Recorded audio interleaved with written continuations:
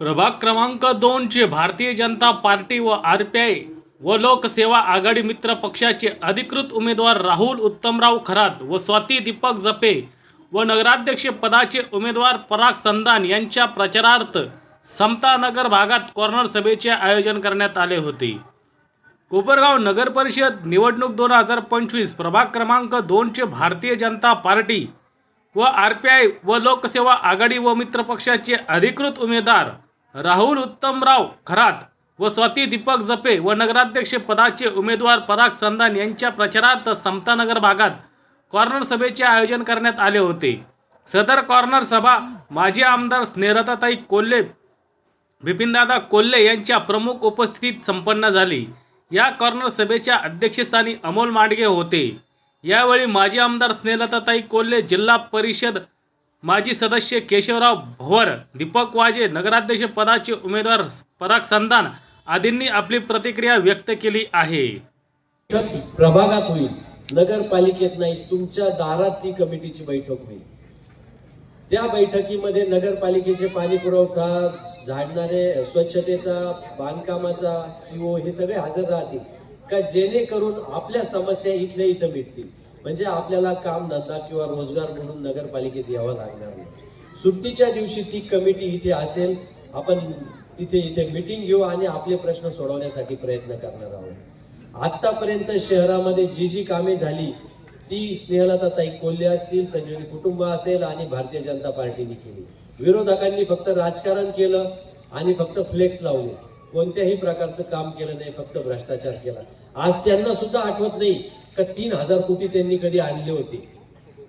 ना धूळ कमी झाली, ना पाणी आलं। आश्वासन दिलं होतं, आजही आपल्याला खराब पाणी येतं, प्रत्येकाला जार घ्यावा लागतो। म्हणजे रोज 20 ते 40 रुपये तो खर्च झाला। म्हणजे पाणीपट्टी भरायची, वरून जारचाही खर्च करायचा। तर आम्ही आमच्या विकासनाम्यात ते पण लिहून दिलं आहे, जेवढं पाणी देऊ, जितके पाणी देऊ तेवढंच आम्ही पट्टी घेणार। जर मागच्या वर्षात जर माहितीच्या अधिकारात बघितलं तर 76 दिवस पाणी दिलं आतापर्यंत। ह्या वर्षात जानेवारी पासून 66 दिवस आणि ह्या 2 महिन्याचे 12 दिवस जर धरले तर 78 ते 80 दिवस पाणी मिळणार आहे। पाऊस होता म्हणून ही परिस्थिती। जर दुष्काळ पडला तर तो परत 60 दिवसावर येणार आहे। निळवंड्याचं पाणी येणार होतं, त्या राजकारणात जाऊ इच्छित नाही, फक्त कोल्हे कुटुंबाला श्रेय मिळेल म्हणून निळवंड्याचं पाणी येऊ दिलं नाही।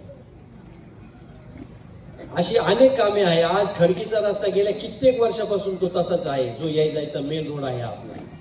दरवेळी भूमिपूजन होतं, फोटो लागतात, नारळ फुटतात, पुढे कधी त्याची क्वालिटीचं काम झालं नाही। जिथं जिथं रस्ते झाले, पेवर ब्लॉक बसवले, कधी नगरपालिकेचा कोणी अधिकारी आला का बघ खराब रस्ता झाला का चांगला झाला पाहायला, पण सगळ्याचे बिल निघाले गेले। स्वच्छतेच्या ठेक्यावर 2021 ला 17 लाख रुपये बिल निघत होतं, आज 33 लाख रुपये बिल काढतात। हे पैसे जातात कुठं? प्रशासक आणि लोकप्रतिनिधी आमदारांच्या खिशात जातात। फक्त भ्रष्टाचार करायचा म्हणून आता येतील, तुम्हाला आश्वासनं देतील, परंतु ज्या 10 वर्षात जी दयनीय अवस्था आपल्या शहराची झाली, धुळगाव म्हणून आपलं नाव प्रसिद्ध झालं। उन्हाळ्याच्या सुट्टीत पाहुणे येणार असतील तर ते आधी विचारतात तुम्हाला पाणी किती दिवसाआड। तुम्हाला लग्नाला जायचं असेल तर आधी आठवावं लागतं पाणी कोणत्या वारी येणार आहे, आणि त्या दिवशी जर लग्न असेल तर तुम्ही म्हणता 12 वाजता पाणी येणार, मी लग्नाला येणार नाही। कारण एकदा जर पाणी येऊन गेलं तर पुढचे 5 दिवस म्हणजे हे 5 आणि ते 5 10 दिवस पाणी येणार नाही। ही तर आपली परिस्थिती आहे। या सगळ्या परिस्थिती बदलण्यासाठी 2010 आणि 11 मध्ये जे अतिक्रमण झालं होतं त्यावेळेस 670 घराने 1 ते 1,500 टापऱ्या उद्ध्वस्त झाल्या होत्या। आता मी जवळून पाहिलं होतं की काही लोकांनी आत्महत्या केल्या, काही लोक गाव सोडून गेले आणि काही लोकांकडे थोडेफार पैसे होते त्यांनी घरे घेतली किंवा भाड्याने राहते। त्याच्यानंतर जे काही उरले जवळपास 300-350 लोक आहे ना, त्यांचे खूप बिकट हाल होते। आता जेव्हा मी नगराध्यक्षाचा विचार केला की तुमच्यासारखे साईदेवाचे काय शून्य नागरिक माझ्याकडे आले की बुवा तुम्ही नगराध्यक्षासाठी उमेदवारी करा, मग मी 2 विचार केला की बुवा आपल्याला पहिले पक्ष तिकीट देईन का, त्याच्यानंतर दुसरं आपण लोकांपर्यंत जाऊन चाचपणी केली पाहिजे। मग मी पहिले चाचपणी करायला सुरुवात केली, काही लोकांच्या गाठी भेटी घेतल्या, प्रत्येक घर टू घर घेतलं, लोकांची कामही केली छोटे मोठे, त्याच्यात एक नाळ जोडून गेली। त्याच्यानंतर म्हणजे ज्यावेळेस 2-4 वर्ष अगोदर मी जे घराचं घरकुलचं चालू होतं त्यावेळेस आम्ही बसलो आणि त्यानंतर त्यांनी फाईल चालू केली, पण बाहेरजवळ काही मोठं पद नव्हतं, त्याच्यामुळे थोडेसे कामं अडत होते. मग नंतर हाच विचार मुख्यमंत्री काही साहेबांनी बायांनी आपरस्तो त्यांना सांगितलं की बाबा तुम्ही घराचं मार्गी लावा. त्या दिवशी भाषणात पण मुख्यमंत्री साहेबांनी आपल्याला घराचं आश्वासन दिलं. तर त्याच्यामुळं सगळेजण आपण एकजुटीने परागजण संतान साहेब, त्याच्यानंतर राहुल आपले स्वातीताई जपे यांना प्रचंड मताने विजय करू आणि सगळेजण एकजुटीने त्यांच्या मागे उभे राहू, जेणेकरून आपले सगळे कामं मार्गी लागतील असा मला विश्वास आहे. त्यापेक्षा जास्त पवार साहेबांनी आणि दीपक भाऊंनी सांगितलं की परिसरात येतात, आपलेच कामं आमचे म्हणून सांगतात, प्लॉट विकतात, प्लॉटच्या काही व्यवस्था नाही आणि सगळ्यात भयंकर विषय की ओपन स्पेस कुठं काही सापडती का आणि ती काही लाटता येईल का आणि तिथं काही आमिष दाखवता येईल का. तर मतदार बंधू भगिनींनो, माझी सगळ्यांना विनंती आहे, आपल्या प्रभागातल्या ओपन स्पेस सांभाळून ठेवा. भविष्यात एखादं मंगल कार्यालय गोरगरिबांसाठी बांधता येतं त्या निमित्ताने आणि जी आपल्याला लग्न कार्यासाठी जागा उपलब्ध होते. आपल्याला काही सगळीकडेच गार्डन करून त्या गार्डन मध्ये जाऊन बसायचं नाही. आपल्याकडे बरीचशी हातावर काम करणारी मंडळी आहेत, त्यांना रोजचे कामं असतात आणि परिवारात एखादं कार्य निघू शकतं. इतर काही जयंती, पुण्यतिथी, महामानवांचे अनेक कार्यक्रम असतात आणि त्याच्यामुळे आपल्याला काही कोणी आलं, काही फसून गेलं, इथं झाडं फुलं लावू तशा भूलथापांना आपण काही बळी पडू नये अशी माझी विनंती आहे. खरं तर आपल्या या खडकी परिसराचा आणि कोल्हे परिवाराचा एक जुना ऋणानुबंध स्वर्गीय कोल्हे साहेबांपासून आहे आणि म्हणून बरेचसे परिवार तर तरोडीमध्ये राहत होते, येसगावला कोल्हे वस्ती शेजारी, आणि त्यानंतर इकडं परिवार हे सगळे शिफ्ट झालेले आहे. त्यामुळं इथे काही प्रश्न आला की हक्काने फोन पहिला येतो तो कोल्हे वस्तीवर येतो, तो कोळपेवाडीला नाही जात, हे लक्षात घ्या.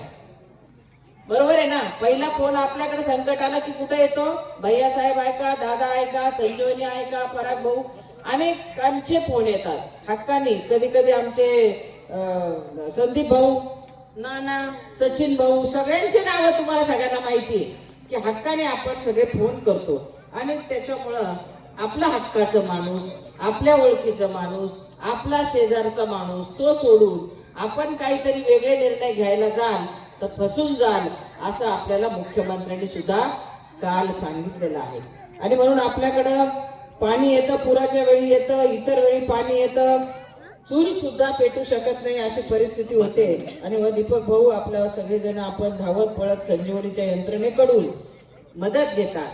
काही झालं, आता कालच एक डिलिव्हरीचं पेशंट अर्जंट फोन केला, ऍम्ब्युलन्स रात्री तातडीने आली, फिरता दवाखाना येतो. विचार करा तुम्ही, कधी आपण आमदाराची जरी ऍम्ब्युलन्स आलेली पाहिली का हो?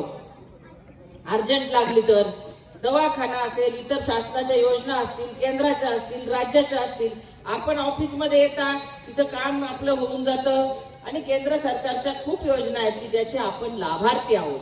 मग समता नगरचं जे काही आजच्या समस्या आहेत, या समस्याला कारणीभूत फक्त समोरचे उमेदवार कोयतेच आहेत. त्यांनी तुम्हाला सुविधा दिल्या नाही. आता जवळजवळ 8.5-9 वर्ष झाले आपल्या नगरपालिकेचं इलेक्शन झालं नाही. पहिले 5 वर्ष आपले नगरसेवक होते आणि त्यामध्ये कोपरगावकरांनी कोल्हे पार्टीला नगरसेवक दिले, पण नगराध्यक्षाचा उमेदवार दुसराच दिला. त्यामुळे जे काम व्हायला पाहिजे होतं त्यावेळेस आदरणीय ताई आमदार असताना 2014 ते 2019च्या दरम्यान प्रचंड निधी कोपरगावमध्ये आणला, पण नगराध्यक्ष आपल्या विचारचा नसल्यामुळं तो निधी सुद्धा त्यांनी व्यवस्थित त्याचा वापर झाला नाही. मग माणूस आपल्या विचारचा नसला तर काय होतं हे आपण बघितलंय. म्हणजे काकांनी तुम्हाला सुविधा दिल्या नाही, उद्या त्या नगराध्यक्ष पदाला उभे आहे, आम्हाला सांगत होते की नाही आता माझं वय झालं, मला काय आता जमणार नाही, आणि रात्रीतनं काय स्वप्न पडलं त्यांना आम्हालाही काही कळलं नाही, पण त्यांना एका रात्रीतनं नगराध्यक्ष पदाला उभं राहायचे.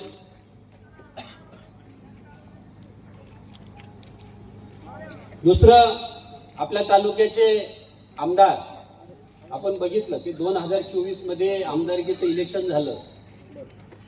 आणि काही कारणास्तव भैया साहेबांना सांगण्यात आलं की तुम्ही थांबा. 2-3 पार्टी एकत्र असताना आपल्याला भारतीय जनता पार्टीने त्यांना सांगितलं की तुम्ही या इलेक्शनला थांबून घ्या. भैया साहेबांनी ताईंनी कुठलंही काही हे न करता त्या सर्व कार्यकर्ते असतील सर्वांनी थांबून घेतलं आणि मोठ्या मनाने जेवढे कोल्हे पार्टीची नेते असतील सगळी मंडळी असतात प्रामाणिकपणे त्यांना मतं दिली. आम्ही पाळला फक्त आमचा एक धर्म पाळला आणि आघाडीचा धर्म आम्ही पाळला. भारतीय जनता पार्टीच्या सर्व कार्यकर्त्यांनी त्यांना मतं दिली.